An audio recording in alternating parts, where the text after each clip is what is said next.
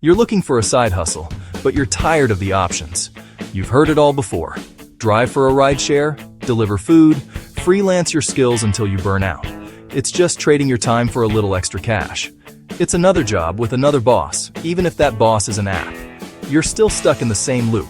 No time, no freedom, no real wealth creation. You're spending your nights and weekends grinding, not building. What if there was a different way? A business that works for you, even when you're sleeping, at your day job, or on vacation. A system that generates cash daily, without you needing to be there for every single transaction. This isn't about gigs. It's not about trading time for money.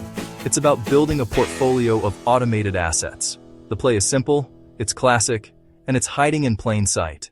The play is vending, but not the way you think. We're not talking about one dusty machine in a forgotten corner. We're talking about a strategic network, a small empire of silent salesmen working for you 24/7. This is the most profitable side hustle almost nobody will do because they don't understand the system. But you will. Let's talk numbers, because that's where most people get stuck. What does it actually cost to get in the game? The barrier to entry is lower than you think, but it's not zero. This is what keeps the competition low. You can acquire your first machine for anywhere between $500 to $3,000. A used, refurbished machine is your entry point. Look for reliable workhorses from sites like Craigslist, Facebook Marketplace, or dedicated reseller websites. These are machines that are mechanically sound but might have a few cosmetic scratches. That's perfect. You're buying a tool, not a trophy. For a new machine, you're looking at $3,000 to $8,000. These come with warranties, the latest payment tech, and a pristine look. The choice depends on your starting capital. My advice? Start with a solid, used combo machine, one that offers both snacks and drinks. It's the most versatile and has the broadest appeal. Don't forget your initial inventory. Budget another $200 to $300 to stock your machine for the first time. So, for less than the price of a high-end laptop, you can own your first cash-flowing asset. Now, what kind of machine should you get? This is where strategy comes in. The standard is the snack and drink combo machine. It's the bread and butter of vending. You can't go wrong placing one of these in an office break room, a warehouse, or a waiting area. But the real money, the untapped market, is in niche machines. Think beyond chips and soda. Think about the specific needs of a location. A high-end gym? Stock a machine with protein bars, pre-workout drinks, and electrolyte powders. A university library? How about energy drinks, healthy snacks, and even school supplies like pens and highlighters? A large apartment complex? Consider a machine with laundry detergent pods, toiletries, and late-night snacks. The key is to match the product to the people. This is where you create a mini monopoly. Nobody else is thinking this granularly. There's another angle too, small rentals. Some businesses, like a small office or a barbershop, don't have the space or the foot traffic for a full-size machine. Offer them a small countertop machine for free or for a tiny rental fee. You still stock it and collect the profits. It gets your foot in the door and builds your network. A great machine is worthless in a bad location. Location is everything. Your mission is to become a hunter of high-traffic spots with what I call a captive audience. These are places where people are stuck for a period of time with limited access to other retail options. Think bigger than just the local laundromat. We're talking about manufacturing plants, warehouses, and distribution centers with hundreds of employees working around the clock. We're talking about large office buildings, car dealerships with busy service waiting rooms, and hospitals with staff and visitors at all hours. Student housing, 24-hour gyms, and large apartment complexes are gold mines. Your job is to scout. Drive around your area. Make a list of businesses that fit the criteria. Walk in, look professional, and ask to speak to the manager or owner. This is sales, but it's a simple pitch. You're offering a free service that provides a convenient amenity for their employees or customers. You handle everything: the machine, the stock, the service. They just provide the space and the electricity. Once you have a verbal yes, you need to make it official. This means permits and contracts. Don't let the paperwork intimidate you. It's your shield. First, check with your local city or county clerk's office about any required business licenses or permits for operating a vending machine. It's often a simple, low-cost process. Next, the contract. Always have a simple, one-page location agreement. This isn't a 50-page legal document.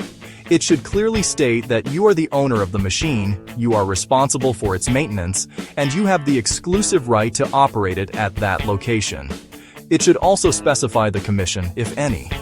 Many locations will be happy just to have the amenity, but some may ask for a small percentage of sales, typically 5 to 15%. Offer a low commission to start. The contract protects you from the business owner changing their mind and giving your spot to a competitor.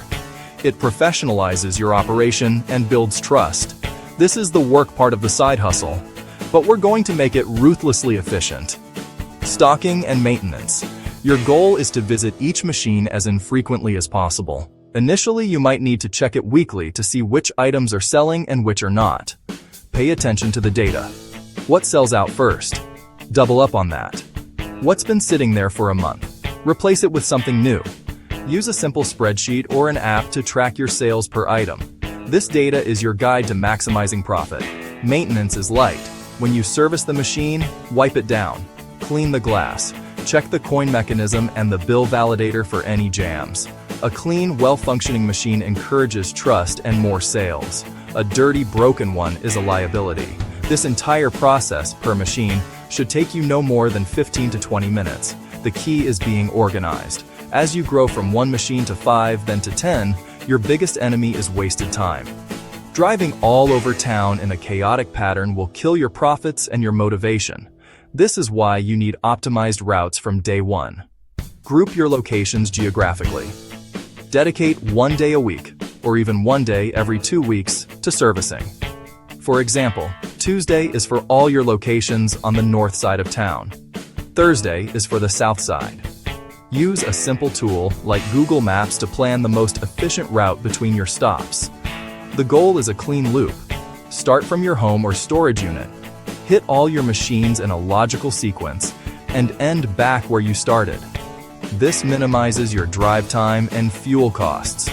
With a route of 8 to 12 units, you should be able to complete all your servicing in just a couple of hours a week.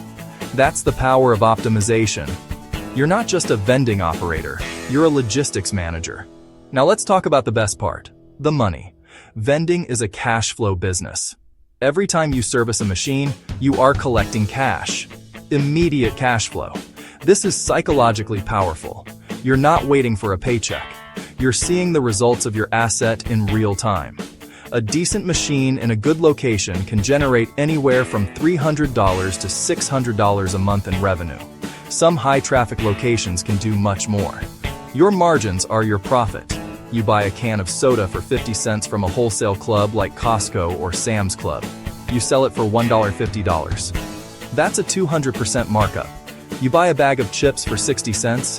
You sell it for $1.75. The margins in this business are fantastic. After accounting for your cost of goods, fuel, and any commissions, a good target is a 40 to 50% net profit margin. So, a machine generating $400 a month in revenue could be putting $160 to $200 of pure profit in your pocket. Now multiply that. With 10 solid machines, you're looking at welling $600 to $2,000 a month in passive income for just a few hours of work a week. So if this is so great, where is the competition? It's there, but it's tiny, and here's why. The big national vending companies are not interested in your locations. They are hunting for massive contracts, entire university campuses, airports, giant corporate headquarters. They can't be bothered with a 100-employee warehouse or a single apartment building. It's not worth their time. This creates a massive gap in the market for the small, independent operator. You are the nimble player who can service these profitable, smaller accounts that the big guys ignore. Your other competition is the old-school operator with a few machines who's been doing it the same way for 30 years.